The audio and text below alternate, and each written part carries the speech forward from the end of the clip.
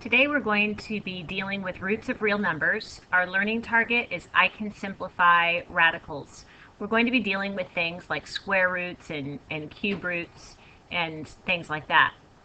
Now this is something that you all should know, that the square root of 25 is 5, and we know that's true because 5 squared is 25. And we know that square rooting and squaring something are inverse operations, so we know that's true. So we could say that 5 is a square root of 25. However, we also know that negative 5 squared, if you multiply a negative 5 times a negative 5, you also get 25, which means that negative 5 is also a square root of 25. When you evaluate the square root of 25 on your calculator, it will only tell you the positive root. This is called the principal root. So the principal root is the positive root, and that's what you will, when we think of the square root of 25, we're going to think of that as just 5. We'll be using the principal root when we do that. So I'm going to start with some examples. First one, example 1, part A. Evaluate the square root of 49. And again, we're just talking the principal square root, so the square root of 49 is just 7. We can handle that one okay. The square root of 100 is 10. Yeah, don't get too excited. They'll get harder. And when you have a little 3 here, that means it's a cube root. Now for square roots, you don't need that. If we did put something there, it's not wrong to put a 2 there for square root, but because that's the one that we use the most, we just leave that off. So if you don't have anything showing in the root, that means it's a square root.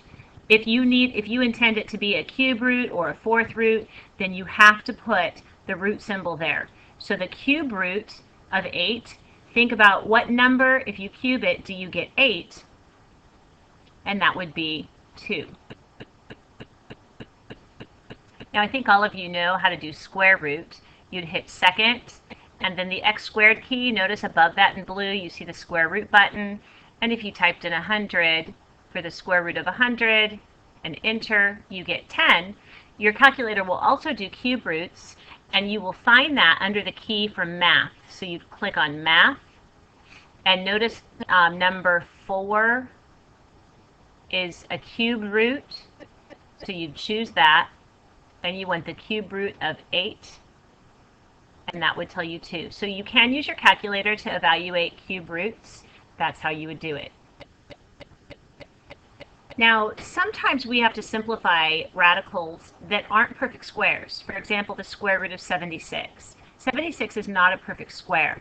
And one of the easiest ways some students find to do this is to actually just do a factor tree. And think about 2 things that multiply together to give you 76. I know 2 goes into it because it's an even number. So we get 38 times 2. And then the 38 we can break down again. And we get 2 goes into that also. So we have 2 times 19. And now these are all prime numbers. So we actually would stop here. Since I'm doing square root, remember that the square root of 2 squared would equal 2, because square rooting undoes squaring. So when I have 2 factors of 2 underneath a square root sign, then I can actually simplify that and say that's just 2. Well, here I have 2 2's. So the square root of 2 squared is just 2. So I would get 2. I can bring that outside of the radical sign. But the 19, I don't have anything to do with that. It's just a 19. So it has to stay inside the radical. And I end up with 2 times the square root of 19. So as a shortcut, if you do a factor tree like this, you're looking for groups of 2. You're looking for pairs of factors. And for every pair of factors you find, then you can bring that number out in front of the square root sign. So for example, for 24, I could say this is 8 times 3, and I could say this is 4 times 2, And I could say this is 2 times 2. So I've done a factor tree until they're all prime numbers. Now I'm looking for pairs of factors. So here's 2 2's. Remember, it takes 2 of them to bring one out when I'm doing square root. So that means I can bring a 2 out, but there's nothing to pair up with this 2, and there's nothing to pair up with this 3. So I multiply those back together. 2 times 3 is 6. And so I get 2 root 6. And that would be my answer in simplified form. Now you can check these pretty easily. If you check the square root, let's see, hold on just a second. Okay, let's try this. If you have the square root of, let's do 76, and you'll get a decimal answer. It won't tell you 2 root 19, but now you can check 2 square root of 19, and that will do 2 times the square root of 19, and I should get the same answer, and that way I can check and make sure that I did it correctly. So you can always use your calculator to double check. All right, on the next one, the square root of x squared. Well, the square root of x squared, it just when you square root, it undoes the square, so you're just left with x. So for this next problem, I already know the square root of x squared is x, so I know I'm going to have an x. But I have to simplify this 12, so I'm going to do a factor tree. I get 4 times 3, and this is 2 times 2. So notice I have 2 2's, so I have a pair of 2's, so that means I can bring a 2 out. And the square root of x squared is x, so I can also bring an x out. But this 3 has nothing to pair up with, so it stays inside the radical. So I get 2x times the square root of 3. And that would be the simplified version of this radical expression. All right, now these look a little more complicated, but don't let it bother you.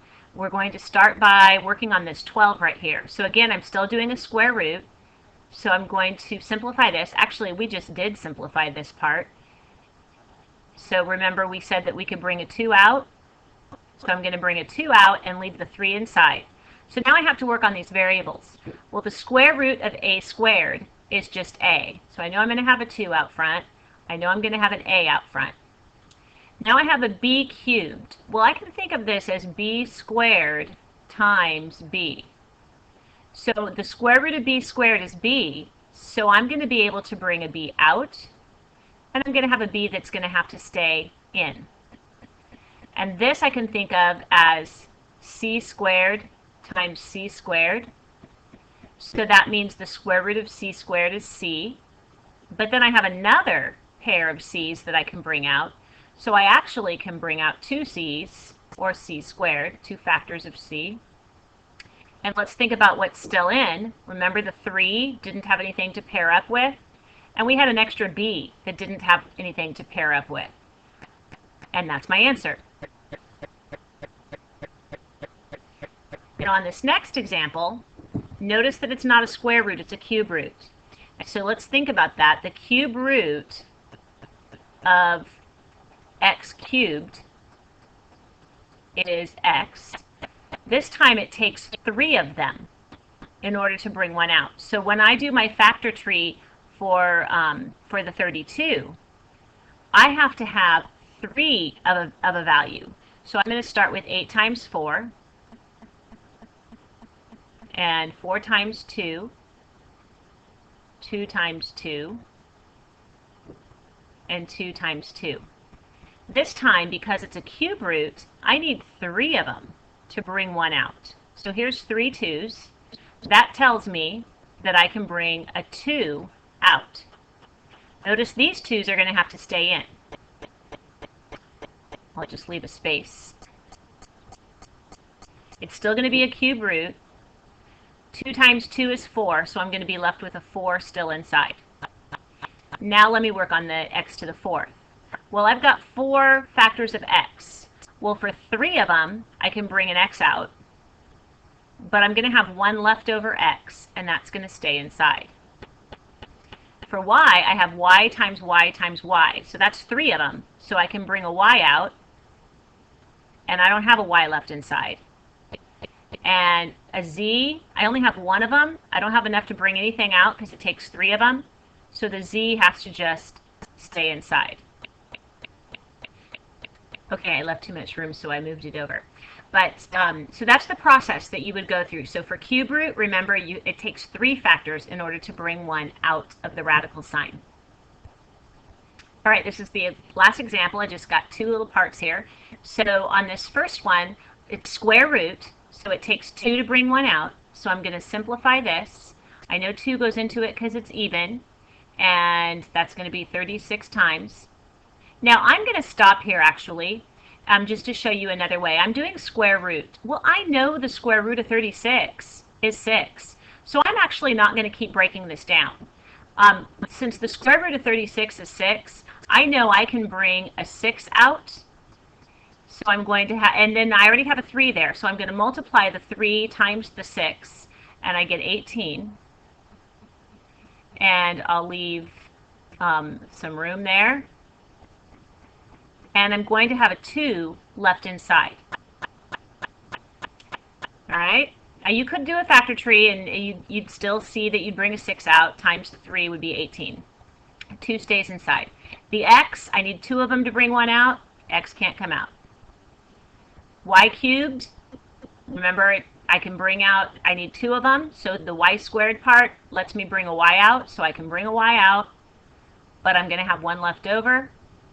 And z squared, there's 2 of them there, z times z, so I can bring a z out, and I don't have any left over to stay inside. So that's that problem. And on my last problem, this is a 4th root, which means it takes 4 factors to bring 1 out. So let's break down the 16. 8 times 2, 4 times 2, 2 times 2. Remember, it takes 4 repeated factors to bring 1 out. So I've got 4 2's, which means I can bring a 2 out. I won't have anything left in, number-wise. 7 times 2 is 14.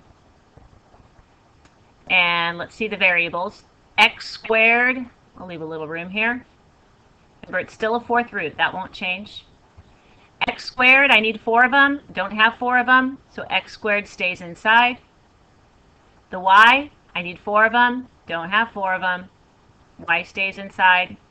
Z to the 6th, I have 4 of them, so I can bring 1 z out. And I have 2 of them left over, because this was z to the 6th power, so there'd be 2 factors of z left over, so the z squared stays inside.